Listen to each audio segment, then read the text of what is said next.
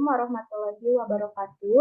Perkenalkan, nama saya Ayu Gita Ramadan dari program Magister Akuntansi.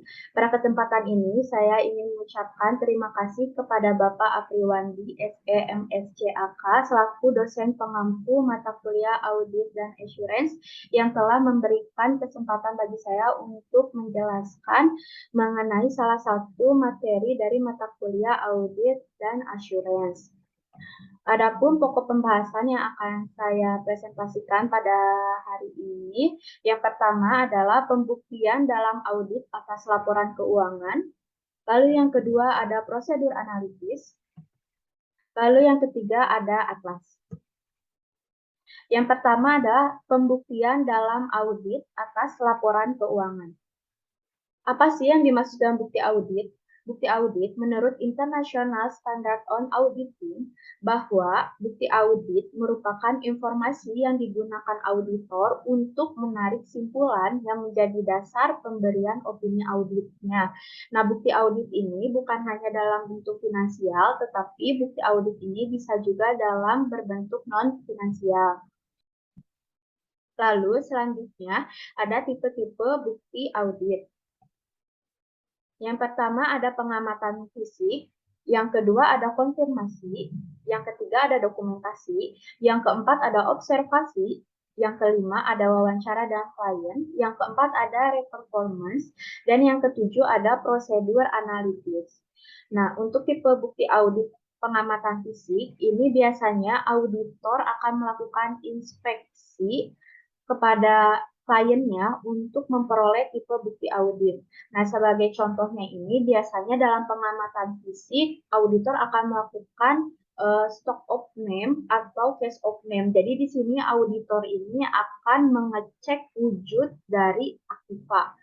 Nah, sehingga di sini auditor akan mengetahui apakah ada selisih antara pencatatan yang dilakukan oleh perusahaan dengan fisik yang ada. Lalu yang kedua ada konfirmasi. Nah, untuk konfirmasi ini sendiri auditor memperoleh dari pihak ketiga yang independen. Jadi di sini misalnya si perusahaan ini memperhitungkan aktuaria. Nah, dalam memperhitungkan aktuaria si perusahaan atau klien ini dia menggunakan pihak ketiga yaitu perusahaan yang emang menyediakan jasa perhitungan aktuaria. Nah, nanti auditor akan menanyakan atau mengkonfirmasi kepada perusahaan jasa aktuarianya apakah perhitungannya ini benar atau sudah sesuai. Nah, lalu contoh yang selanjutnya yaitu seperti konfirmasi total utang perusahaan di bank, baik itu utang ataupun saldo dana pihak ketiga perusahaan yang ada di bank. Nah, nanti auditor akan memberikan surat ke bank untuk menanyakan atau untuk mengkonfirmasi apakah benar si total utang itu sudah sesuai antara pencatatan perusahaan dengan bank. Lalu yang selanjutnya ada dokumentasi. Nah, untuk dokumentasi ini sendiri, auditor memperolehnya itu dengan cara langsung evaluasi terhadap data-data atau catatan-catatan yang dibuat atau yang diberikan dari si klien kepada auditor. Apakah ada yang janggal atau ada yang kesalahan, biasanya auditor akan memperolehnya.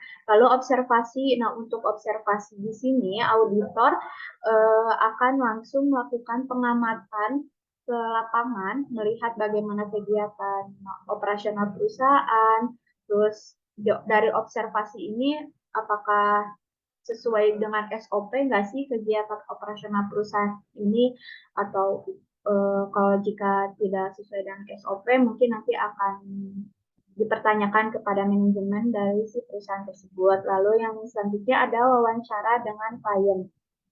Nah, wawancara dengan klien ini dilakukan oleh auditor biasanya untuk memvalidasi apakah si saldo yang terdapat dalam laporan keuangan ini sudah sesuai atau belum. Biasanya wawancara dengan klien ini sesuai dengan tujuannya, misalnya dengan dengan yang emang mampunya atau ahlinya. Misalnya ketika auditor ingin menanyakan tentang perpajakan, ya berarti nanti auditornya itu sendiri akan menanya kepada tim atau grup dari perpajakan si perusahaan tersebut. Lalu selanjutnya ini ada pembuktian dalam audit atas laporan keuangan. Ini ada 4 keputusan dalam pembuktian audit atau audit decision. Yang pertama ini adalah prosedur audit yang dipilih. Lalu yang kedua adanya luasnya sampel. Yang ketiga ada sampel yang dipilih. Yang keempat ada waktu pelaksanaan. Nah, biasanya auditor ini akan membuat timeline mengenai pekerjaan yang akan mereka lakukan dalam waktu melakukan auditnya. Nah, untuk sampel yang dipilih, biasanya auditor akan mengambil beberapa sampel sebagai bukti apakah sudah sesuai atau belum. Baik, selanjutnya ada prosedur analitis atau analytical procedure. Apa sih yang dimaksud dengan prosedur analitis? Prosedur analitis merupakan salah satu tipe bukti melalui analisis pembandingan dan hubungan berbagai informasi, baik informasi kuantitatif maupun non-kuantitatif, guna menilai kewajaran suatu pos dalam laporan keuangan. Sudah dijelaskan sebelumnya bahwa terdapat 7 tipe atau tahap untuk tipe bukti audit ini, dan ini adalah salah satunya, yaitu prosedur analitis. Lalu apa sih manfaat dari prosedur analitis ini? Auditor akan memperoleh manfaat dengan dilakukannya prosedur analitis. Yang pertama itu adalah pemahaman industri dan usaha klien. Nah, di sini dengan adanya prosedur analitis, maka auditor akan mengetahui bagaimana kegiatan usaha dari si kliennya dan bagaimana sih kegiatan operasional perusahaannya, apakah ada SOP-nya, apakah sudah sesuai dengan SOP yang sudah ditetapkan atau belum. Jadi nanti di sini auditor akan memahami mengenai kliennya lah. Terus yang kedua ada going concern. Nah, di sini tuh auditor akan mengetahui bagaimana kemampuan klien atau perusahaannya ini, apakah kelangsungan hidupnya ini baik atau enggak. Nah, jika ternyata perusahaannya ini mengalami kesulitan keuangan, maka akan mempengaruhi atau mengancam going concern atau kelangsungan usaha si kliennya ini. Nah, dan oleh karena itu, auditor akan memberikan apa ya, jadi seperti masukan kepada manajemen bahwa perusahaan ini sedang mengalami kesulitan keuangan dan akan mengancam terhadap going concern-nya itu sendiri. Lalu yang ketiga ini ada indikasi adanya kemungkinan kesalahan. Nah, kesalahan baik yang material, baik yang disengaja ataupun yang tidak disengaja, biasanya akan diketahui. Yang keempat, ada mengurangi luas pemeriksaan. Nah, dengan dilakukannya prosedur analitis ini, maka luas pemeriksaan ini tidak akan besar ruang lingkupnya, sehingga auditor akan mengalami kemudahan untuk apa ya, pemeriksaannya gitu. Jadi tidak terlalu luas yang mengakibatkan kesulitan auditor ketika melakukan auditnya. Lalu selanjutnya, adapun 5 teknik prosedur analitis, yaitu perbandingan data klien dengan 1. Industri sejenis, kedua data sejenis periode-periode sebelumnya, yang ketiga ada data yang direncanakan oleh klien, yang keempat ada data yang diperhitungkan oleh auditor, dan yang kelima ada data yang diperhitungkan dengan menggunakan data non finansial. Nah, kalau untuk perbandingan data klien dan industri sejenis ini, biasanya auditor akan membandingkan perusahaan atau kliennya itu dengan perusahaan lain yang kegiatan usahanya itu sejenis. Hal ini dilakukan agar apple to apple, jadi lebih apa ya, lebih pas gitu. Dan di sini juga auditor akan melakukan perbandingan itu dengan periode-periode sebelumnya. Dengan ada periode-periode sebelumnya, maka auditor akan mengetahui apakah si transaksi atau mutasinya apakah sudah sesuai atau belum, apakah ada yang janggal atau tidak ada yang janggal. Lalu selanjutnya Nah, agar prosedur analitis dapat berjalan dengan baik, maka harus didukung sebagai berikut. Yang pertama itu adalah data yang reliable atau yang terpercaya. Nah, dengan adanya data yang reliable atau terpercaya, maka data yang diperoleh oleh auditor ini tidak akan menyesatkan, sehingga dalam memberikan opininya, auditor tidak akan mengalami kesalahan. Nah, data yang reliable ini merupakan data yang paling penting ya, karena harus terpercaya, harus benar dan dapat dibuktikan gitu ketika klien ini memberikan data kepada auditor, maka itu harus benar dan harus dapat dipercaya gitu. Lalu yang selanjutnya ada data yang terinci. Terinci ini jadi nggak setengah-setengah. Jadi dengan adanya data yang terinci ini, auditor itu akan mengetahui apa aja sih rinciannya, gimana sih nominatifnya, apakah nominatifnya sudah sesuai belum dengan yang sebenarnya, dan lalu selanjutnya ada data yang meliputi beberapa periode, lalu penggunaan analisis statistik, dan penggunaan software. Nah, penggunaan software ini sangat membantu auditor dalam melakukan pemeriksaan.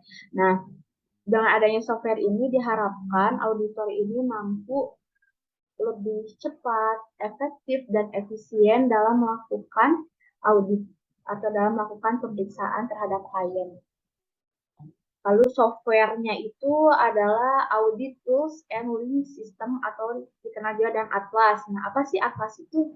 Nah, Atlas ini dibuat oleh Pusat Pembinaan Profesi Keuangan atau PPPK, Sekretariat Jenderal Kementerian Keuangan Republik Indonesia bersama dengan Ikatan Akuntan Publik Indonesia atau IAPI. Nah, Audit Tools and Link Archive System atau Atlas ini dibuat sebagai sarana untuk menjalankan prosedur audit, mendokumentasikan hasilnya, serta hasil dari proses tersebut sebagai dasar pemberian opini. Jadi tujuannya ini si Atlas ini adalah untuk menjalankan prosedur, dokumentasi yang hasilnya itu ujung-ujungnya adalah opini, opini auditor. Lalu audit tool ini dikhususkan untuk mengaudit perusahaan yang ukurannya kecil, menengah, dan UMKM dengan standar keuangan yang bisa disesuaikan dengan standar yang digunakan oleh klien. Nah, adapun pada aplikasi Atlas ini menyediakan 3 pilihan standar keuangan, yaitu SAK Umum Konvergensi IFRS atau International Financial Reporting Standard, lalu ada SAK EFAP, dan ada SAK EMKM. Nah, Atlas ini didesain untuk membantu auditor dalam mengimplementasikan standar audit atau SPAP. Nah, Pusat Pembinaan Profesi Keuangan atau PPPK ini bersama dengan Institut Akuntan Publik Indonesia atau IAPI telah melakukan beberapa kali pengembangan dan yang terakhir itu ada di versi 2.1. Nah, versi baru ini memiliki ukuran yang lebih kecil dari versi sebelumnya sehingga dapat dalam penggunaannya itu lebih ringan. Jadi nggak banyak ngebut lah. Jadi lebih ringan dan lebih memudahkan auditor dalam menjalankan aplikasi tersebut. Nah, aplikasi ini juga ditambah beberapa kertas kerja. Nah, kertas kerjanya itu seperti audit strategi memorandum, terus ada petunjuk singkat pengisian aplikasinya, evaluasi pengendalian teknologi informasi terhadap control risk entity level, terus ada evaluasi salah saji atas hasil pengujian sampel, terus ada laporan keuangan auditan dalam versi otomatis dan manual. Nah, dan PPPK ini mengingatkan bahwa aplikasi Atlas ini merupakan alat yang membantu praktisi atau akademisi dalam mengimplementasikan standar audit dan standar profesional. Tetapi aplikasi ini tidak dimaksud menggantikan SA dan SPPAP tersebut. Jadi, ketika para praktisi ini menggunakan Atlas, itu dalam koridor pertimbangan profesional dan fakta, serta hal terkait lainnya yang khusus dalam setiap audit atau edukasi praktik audit. Sekian presentasi dari saya. Mohon maaf bila terdapat banyak kekurangan dan kesalahan baik dalam materi maupun penyampaian. Billahi taufiq wal hidayah. Wassalamualaikum warahmatullahi wabarakatuh.